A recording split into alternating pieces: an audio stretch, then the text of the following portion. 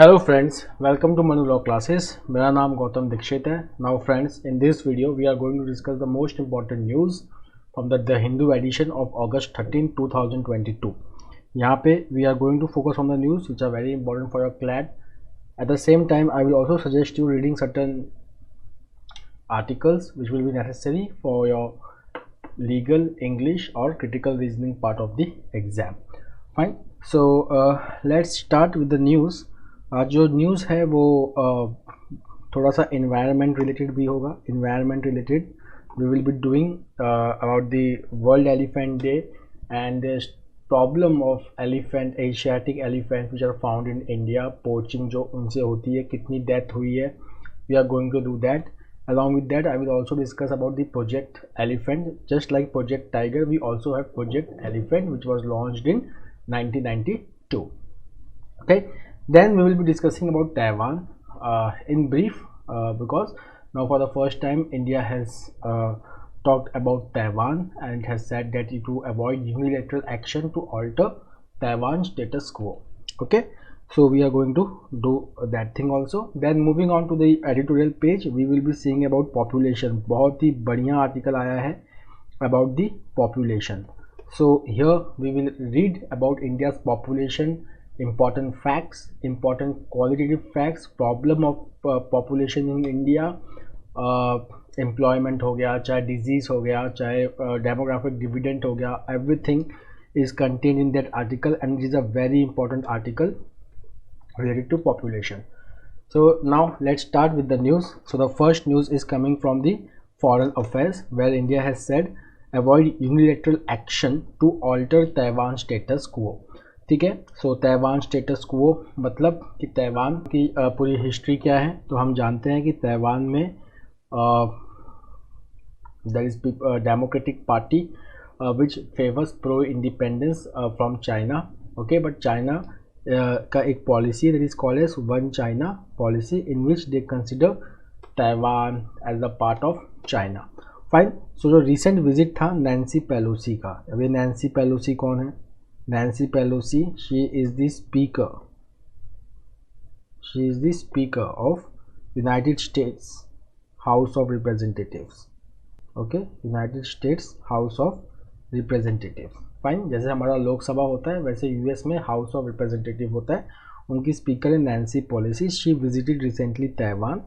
So she visited on August 2 और August 4 से China started military drill near Taiwan. तो अगर हम वो मिलिट्री ड्रिल की अगर बात करेंगे so you can see over here. So China it begins military drills on August 4 in 6 regions around Taiwan and it also enforced naval and air blockade in this region. ठीक है. Naval and air blockade मतलब किसी भी और country की कोई भी ship move नहीं कर सकती इन तैवानी स्ट्रेट. फाइन. जैसे कि आप यहाँ पे देखते सकते हैं कि China also conducted a missile test near Taiwan. Then Chinese vessels and jets crossed the median line of Taiwan Strait and its missiles fly over Taiwan. मतलब ये पॉइंट बहुत ही इम्पोर्टेंट है that here China has tried to ingress in the Taiwanese area. Median line यहाँ पे क्या है? So see you have mainland China and then you have Taiwan. इस बीच के वाटर बॉडी को we call it Taiwan Strait. ठीक है. तो यहाँ पे एक मीडियन लाइन है which demarcates the maritime waters of mainland China and Taiwan. But Taiwan's navy drill has crossed this median line. It has reached very close to Taiwan and then many missiles they have been fired crossing Taiwan. ठीक है. So इसको आप कह सकते हो ये is a type of intimidation. ठीक है. Fine. So this has started, but in response Taiwan it also launched its own military exercise after China wrapped up its live drills. Right. Now over here if you will just see that now India is calling for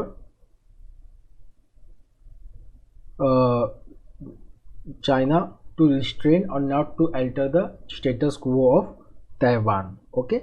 तो अगर हम यहाँ पे देखेंगे कि that India से अगर पूछा गया कि what is India stand on one China policy, so Mr. Bagchi has said that India's relevant policies are well known and consistent and they do not require any reiteration.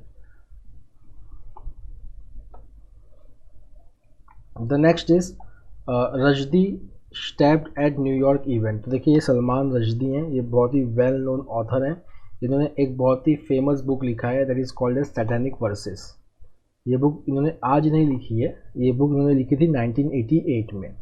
Fine, तो जब इन्होंने ये book लिखा था 1988 में satanic versus, तो इनके ऊपर इनके अगेंस्ट फतवा जारी कर दिया गया था। ईरान के जो लीडर थे उस वक्त, तो उन्होंने इनके अगेंस्ट फतवा जारी कर दिया था and he was carrying a bounty over there. So if here now while he was going to speak at a event, he has been stabbed multiple times in his neck. अभी he is been treated for the condition, okay, but he was attacked, okay. So ये जो book है ये काफ़ी important है। ये जो book है जो मैं लिख रहा हूँ जिसका नाम दैट इज सैटेनिक वर्सेस, इसके बारे में बहुत ज़्यादा पूछा जाता है, ठीक है ना, कि ये बुक का ऑथर कौन है। तो ये बुक के ऑथर सलमान रश्दी है। The next is one liner that retail inflation in India eases to 6.7%, 6.71% in July. Retail inflation का मतलब we are talking about consumer price index, fine. तो it was last month more than 7%, but now it has come less than 7%, but 6.71% is still above the RBI limit। RBI का जो upper limit है inflation का वो है 6%, lower limit जो है वो है 2%, okay, but still the inflation is above 6% level. Recently because of rising inflation the Monetary Policy Committee of India had increased the benchmark interest rate, जिसको हम रेपो रेट भी कहते हैं, by 50 basis point। Currently it is the repo rate in India is 5.4%. The next is about population controls. Over here we are going to talk about World Population Prospects 2022 report। ये एक report है, okay, ये United nation का report है। Now on the occasion of World Population Day, this report was released. So please write me in the comment box that when is the World Population Day is observed globally. तो यहाँ पे कुछ important facts दिया गया है India के बारे में। That is first important fact is that India will become the most populous country, surpassing China by year 2023. Fine, उसका पॉपुलेशन कितना होगा इंडिया का 2023 में? 140 crore. Now this is 4 times the population during independence। तो इंडिपेंडेंस के time our population was 34 crore। fine, now if you will just see that India now it has 17.5% of the world population, ठीक है। now by 2030 our population will be 150 crore and by 2050 it will be 166 crore. ये सारे कुछ important है, ठीक है। India के बारे में एक चीज़ और इम्पॉर्टेंट है कि that India supports 17.5% of the world population, it has only 2% of world's land mass।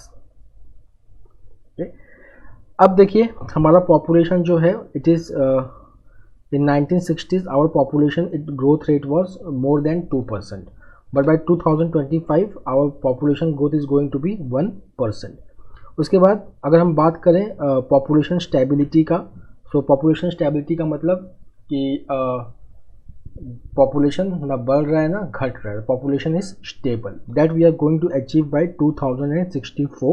Eight that time we will be having the population of 170 crore. Now let's talk about total fertility rate.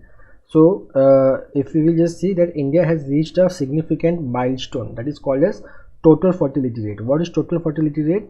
number of children born, average number of children born to a woman in a reproductive age। तो ये जो है ये 2.1 होना चाहिए, जिसको हम कहते हैं रिप्लेसमेंट लेवल। रिप्लेसमेंट लेवल का मतलब when the total fertility rate is 2.1, that is 2.1 children per women. So now we are seeing that our total fertility rate has slipped to 2 which is below the replacement level of 2.1। It is the indicator of population stabilization, ठीक है। now if you will just see that after independence, okay, in 1950s India had TFR of 6। तो जब हम लोग independent हुए थे तो the average number of children born to a particular women during her reproductive age was, अभी 2 है, अब उस वक्त कितना था? 6 था। Fine, now there are many states who have reached the TFR of 2 except for certain north and eastern states like Bihar, Uttar Pradesh, Jharkhand, Manipur and Meghalaya। Fine, now see यहाँ पे देखिए एक क्वालिटेटिव इंफॉर्मेशन है। See, majority of women in these states, they do not have much of an economic or decisive say in their lives. Okay, ये एक problem है, ठीक है ना, कि वुमेन को अपने बॉडी पे और अपने लाइफ पे एक डिसीजन लेने की कंट्रोल होना चाहिए, फाइन। और ये देखा गया है कि जिन जिन स्टेट्स में ये चीज़ें हैं वहाँ पे TFR कम है। The next is, now we are talking about demographic dividend. Demographic dividend का मतलब कि when majority of our population are in working age group, ठीक है, तो वर्किंग एज ग्रुप जो हम 15 to 59 ईयर्स लेते हैं, तो if you will just see the share of the working age population in India, it has grown from 50% to 65%। तो इसका मतलब क्या हो जाएगा कि जो डिपेंडेंट पॉपुलेशन है वो डिक्रीज होने लगेगा, fine. So the dependent population मतलब children and elderly persons, fine. So that is one ratio which is called as dependency ratio. तो डिपेंडेंसी रेशियो क्या होता है, number of children and elderly persons per working age population. तो हम देखेंगे कि जो हमारा वर्किंग एज पॉपुलेशन है वो बढ़ गया है 50% से 65% तक, और अगर हम देखेंगे तो ये बढ़ता जाएगा कब तक, 2050 तक। So we have to take the advantage of this thing, but there is problem over here. Problem क्या है, India's labour force it is constrained by the absence of women from the work force, पहला problem है। Only 1/4 of women are employed. उसके बाद the quality of educational attainment is not up to the mark and country's work force badly lacks the basic skills required for the modernized market या for modernized job. Okay, so this is one of the main problem of employment in India, fine. अगर हमको demographic dividend को leverage करना है, so we have to work on this issues. तो यहाँ पे देखेंगे कि इसकी वजह से क्या होता है कि having the largest population with one of the world's lowest employment rate is another hurdle in reaping the demographic dividend, a very important paragraph. Okay, उसके बाद हम सेक्स रेशियो की बात करें, ठीक है ना। So sex ratio it is number of females per 1000 males. तो 1951 में our sex ratio was 946, got it. Then in 2012 the sex ratio was 943 females per 1000 mail. 946 कब था, 1951 में, और बाकी 2001 में कितना है, 943। Okay, by 2022 it is expected 950 females per 1000 mails, fine. But अगर हम यहाँ पे अगर हम देखेंगे तो यहाँ पे फीमेल फोर्टिसाइड का प्रॉब्लम है, मतलब okay, preference towards boys. So that 1 in 3 girls missing globally is due to sex selection is from India, ठीक है। So 46 million of the total 142 million missing girls, okay, are there in India. So improvement in sex ratio is the another area to be addressed, fine. The next is life expectancy at birth, मतलब कि आज जो बच्चा जन्म ले रहा है वो लगभग कितने साल तक जिएगा। तो in year 1947 the life expectancy was 32। अगर किसी भी कंट्री में डिजीज़ बहुत ज़्यादा है, ठीक है, तो लाइफ एक्सपेक्टेंसी कम हो जाती है। हेल्थ इश्यूज़ है तो लाइफ एक्सपेक्टेंसी कम हो जाती है। जैसे जैसे हेल्थ इंफ्रास्ट्रक्चर इंप्रूव होता है लाइफ एक्सपेक्टेंसी बढ़ने लगती है। सो इन 2019 the life expectancy is 70 years. If you will just see the infant mortality rate, so it has declined from 133 in 1951 to 27 in 2020. Then under 5 मतलब 5 साल से कम बच्चों का, तो उनका जो mortality rate है it has fall from 250 to 41. उसके बाद maternal mortality ratio it has dropped from 2000 in 1940 to 103 in 2019. But now see there is problem in that figure also. अब हम क्वालिटी, ये हमने नंबर की बात कर ली, पहले नंबर क्या है कि हाँ डिक्रीज़ हो रहा है, बट अब हम थोड़ा सा क्वालिटी की बात करें अगर, तो देखिए every other women in the reproductive age group is suffering from anaemia, then every third children below 5 is stunted, then India का जो ग्लोबल हंगर इंडेक्स में पोजीशन है it is 101 out of 116 nations. Okay, so this are some of the problems again in the populations health. अब हम आते हैं disease risk पे। So India was fighting communicable disease post independence, but now you will see there is a emergence of non communicable disease, fine. So non communicable disease they are causing 62% of total death in India. फिर अगर हम देखेंगे the next, that India is home to over 8 crore people with diabetes, ठीक है ना। Then about 25% of death due to air pollution okay which is happening in world, उसका 25% death because of air pollution is happening in India. उसके बाद there is ageing population who are in the grip of non communicable disease, so India is facing a very significant health issues. But अगर हम अपना health का infrastructure की बात करें तो it is also very इनएडिक्वेट and inefficient. अगर हम बात करेंगे कि इंडिया का जो पब्लिक हेल्थ फाइनेंस है वो उसका जो रेंज है वो भी बहुत कम है, दैट इज़ 1% to 1.5%। अब the next is increasing geriatric population या old age population in India. So we will just see that India is called a young nation with 50% of its population below 25 years of age.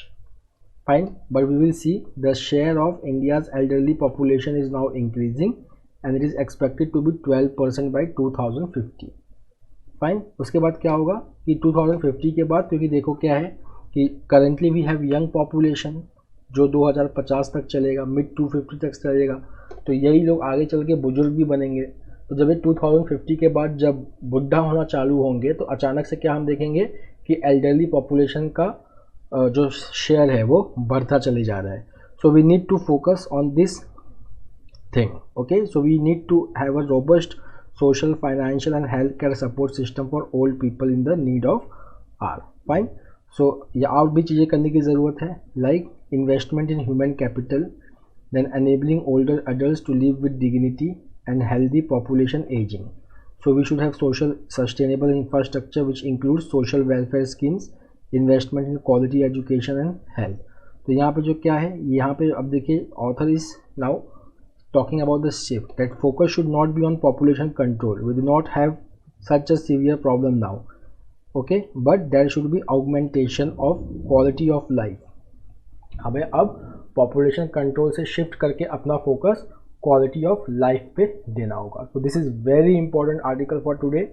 Read it more than 1 time, 2 time, 3 time to understand the population issue, and please write me in the comment box that when is the World Population Day observed.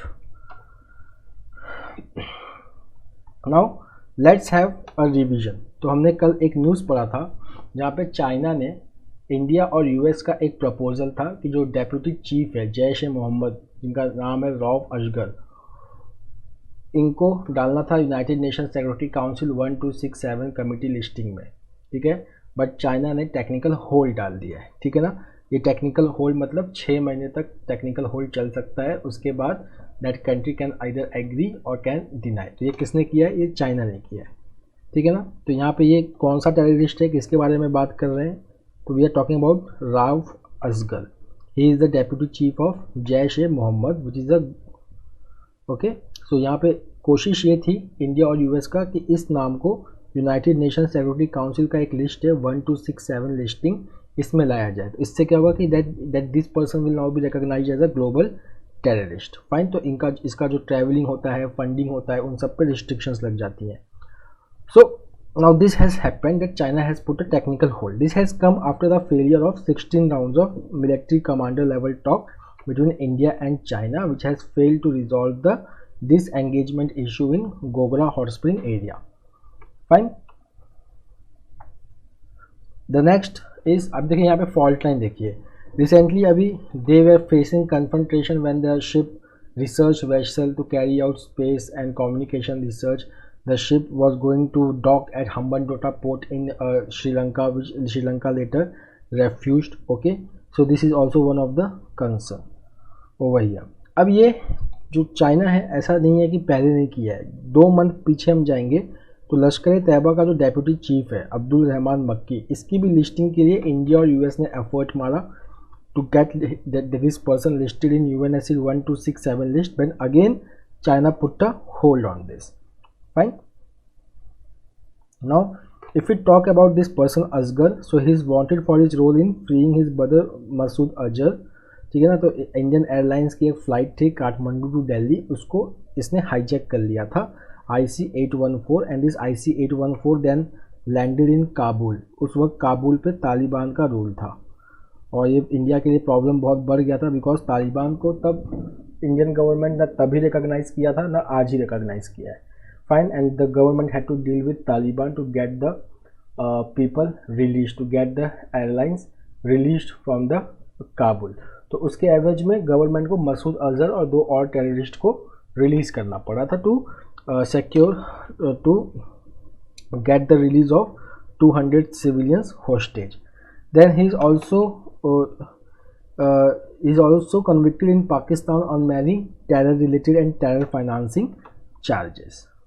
अब the next paragraph is talking about the options. तो यहाँ पे देखिए India के पास option क्या क्या है. So one option क्या है कि इंटरनेशनल प्रेशर बनाए रखना इस मुद्दे के ऊपर कि ताकि चाइना आज नहीं तो कल हाँ बोल दे. क्यों? क्योंकि अभी जो ये लिस्टिंग हुई थी यूएनएससी में अगर आप देखेंगे तो टोटल 15 मेंबर्स होते हैं. There are total 15 members in United Nation Security Council. उसमें से 14 लोगों ने सपोर्ट किया इस बिड को और बस चाइना ने इसको टेक्निकल होल्ड पे डाला.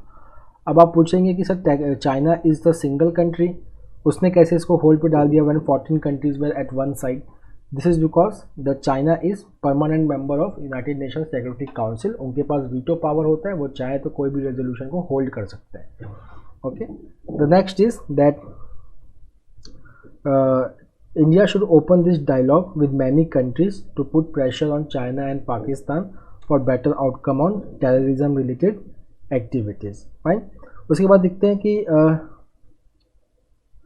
चाइना और पाकिस्तान के साथ भी डायलॉग ओपन किया जा सकता है. ठीक है ना. पाकिस्तान की ज़रूरत है कि उसको FATF ग्रे लिस्ट से निकाला जाए. FATF क्या है? Financial action task force. It is a global body on combating money laundering and terror financing, established in 1989. इसका हेडक्वार्टर है Paris. Okay, so here then Pakistan में help because Pakistan eventually want to come out of this grey list. अब हम आते हैं electricity amendment bill, why it is problematic. तो हम फटाफट देख लेते हैं कि इसमें इश्यूज़ क्या है. So many of the oppositions. First of all this bill has been referred to energy standing committee of parliament. Oppositions they are saying that this bill is anti federal anti constitutional bill. Fine. तो यहाँ पे अगर हम केरला की बात करें तो Kerala assembly is going to pass a resolution against the draft of this bill. Now ये जो कमिटी है पार्लियामेंट का, who is heading this committee, who is heading this panel of standing committee? So this is headed by JDU national president Rajiv Ranjan Singh और लल्लन सिंह. ठीक है. यहाँ पे देखेंगे तो स्टेट गवर्नमेंट्स का क्या प्रॉब्लम है.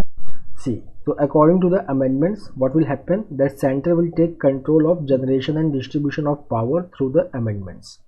अभी तक जो ये कंट्रोल था ये डिस्ट्रीब्यूशन का खास करके वो स्टेट्स के हाथ में होता है. ठीक है. पर इसमें सेंटर का कंट्रोल आ जाएगा. These are some of the problems. The next is that state governments they will be bound to act on the direction of centre and then mandate of the center will be binding on the states. Fine. So the states are saying that this is going against the federal structure which has been envisaged in the constitution.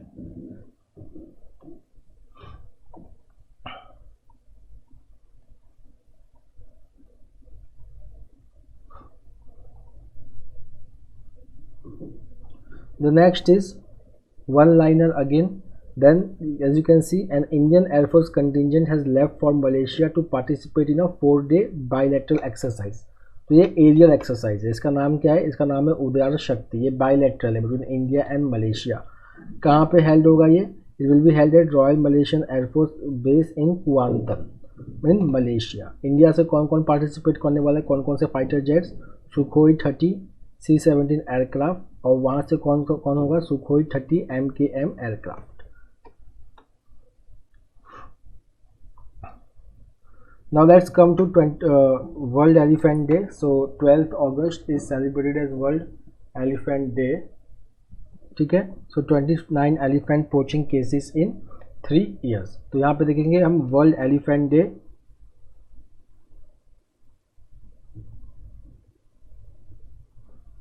ठीक है. It is celebrated on 12th August. 12th अगस्त. ठीक है. Fine. Now India का एक पहले से ही है project elephant. ठीक है. Project elephant. So it was launched in 1992. ठीक है. नाउ जो प्रोजेक्ट एलिफेंट है वो 2 चीज़ों पे फोकस करता है. एक तो कॉरिडोर, मतलब एलिफेंट जिसमें मूव करती है, जिस रेंज में मूव करती है उसको कहते हैं एलिफेंट कॉरिडोर. उनको बचाना और उसके हैबिटेट को बचाना, ठीक है, fine. So if you will just see over here that there are reports that there are in past 3 years there are 90 cases of seizure of elephant tusk ivory, okay, which has been reported in India along with 29 cases of poaching of elephants, ठीक है. तो 90 cases हैं जो इनके जो tusk हैं उनको चुराने का, और 28 केसेस हैं ये किसका, उनके पोचिंग का, फाइन. तो यहाँ पर हम देखेंगे कि Meghalaya alone has accounted for 7 of the 14 poaching deaths, fine. उसके बाद हम ओडिशा की बात करें तो Odisha has emerged as one of the hotspots of human elephant conflict, fine. उसके बाद हम देखेंगे that Meghalaya has accounted for 12 poaching deaths in past 3 years and Tamil Nadu has accounted for 3 deaths of elephants due to poaching, fine. उसके बाद हम देखेंगे कि ivory seizures have been affected in the operation Wild Net 1. तो wild Net 1 है एक, ठीक है ना. तो this is Wildlife Crime Control Bureau है which conducts a special pan India enforcement operation, ठीक है. तो उसमें से एक है ऑपरेशन वाइल्ड नेट 1 जिसके 4 फेजेस हो चुके हैं, ठीक है. अब हम आते हैं कुछ इंपॉर्टेंट फैक्ट्स पे. That India is home to 60% of Asian elephants, ठीक है. And the human elephant conflict continues to be the biggest challenge for wild life management. The next is essential commodities act. तो ये act है essential commodities act 1955. ये तब centre invoke करती है जब किसी भी फूड ग्रेन्स की या तो इलीगल होर्डिंग चालू हो जाए, खुद जो खुद इलीगल है, ठीक है, फाइन. तो ये तूर दाल के साथ हुआ है. तूर दाल में क्या हुआ है कि the sowing of toor dal has been delayed because of water logging and very heavy rainfall. So there is artificial scarcity of tur dal is being created in some place where there is illegal hoarding going on. So the central government has invoked Essential Commodities Act, okay, by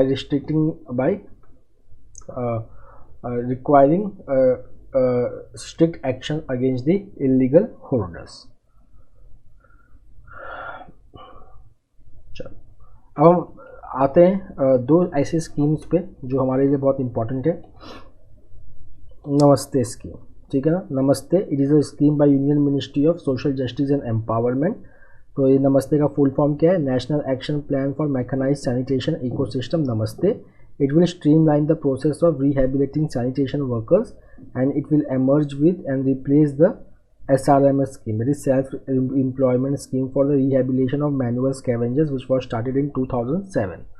fine. तो यहाँ पर हम देखेंगे तो Ministry of social justice and Empowerment it is preparing to undertake a nationwide survey कि कितने लोग manual scavenging में या cleaning of sewers and septic tanks में लगे हुए हैं जिनको हेल्थ को बहुत ही दिक्कत होता है, वो बहुत लोगों की जान चली जाती है इसमें.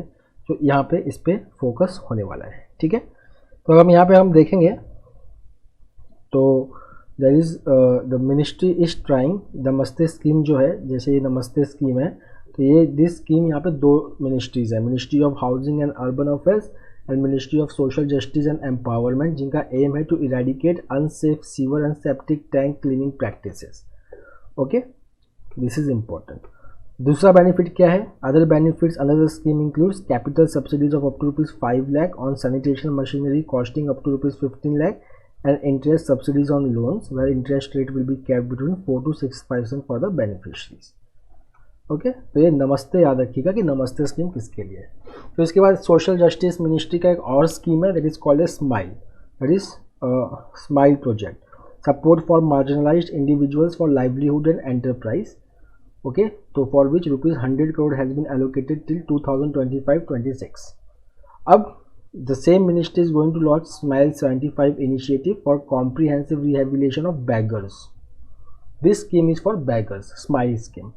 So it covers comprehensive welfare measures for persons who are engaged in the act of begging with focus extensively on rehabilitation, provision of medical facilities, counseling, awareness, education, skill development, economic linkage and coverages with other government welfare programs. ठीक है, तो 2 schemes important है, इनको याद रखिएगा. अब फिर से आप देख लीजिए, एक नया आया है, ट्रेड डेफिसिट कितना चल रहा है अभी 30 बिलियन. एक्सपोर्ट कितना ग्रो किया, सिर्फ 2%. इंपोर्ट कितना ग्रो किया, 44%. ठीक है, एक्सपोर्ट ग्रो क्यों नहीं कर रहा है, क्योंकि ग्लोबल डिमांड जो है वो काफ़ी वीक चल रहा है इस वक्त. उसके बाद IIP आप देख लीजिए, index of industrial production. It is, मैं इसके फैक्चुअल इन्फॉर्मेशन जो हमारे एग्जाम पॉइंट ऑफ व्यू से बहुत इंपॉर्टेंट है मैं वो बता देता हूँ कि इंडेक्स ऑफ इंडस्ट्रियल प्रोडक्शन मतलब it measures the volume of industrial output. ये हर month it is release by National Statistics Office, ठीक है। तो इंडिया का जो हम इंडस्ट्रियल आउटपुट देखेंगे ईयर ऑन ईयर बेसिस पे तो वो 12.3% बढ़ा है, ठीक है। इन जून, मई में ये फिगर ज़्यादा अच्छा था, दैट इज़ 19.6%। फाइन, यहाँ पर हम देखेंगे तो कहाँ पे ग्रोथ ज़्यादा है, कौन से सेक्टर में, इलेक्ट्रिसिटी, मैन्युफैक्चरिंग, माइनिंग, ठीक है। Fine, so these are the important points. So friends, that's all for today. We will meet next week with daily Hindu analysis. Till then, have a nice time. Take care. Thank you.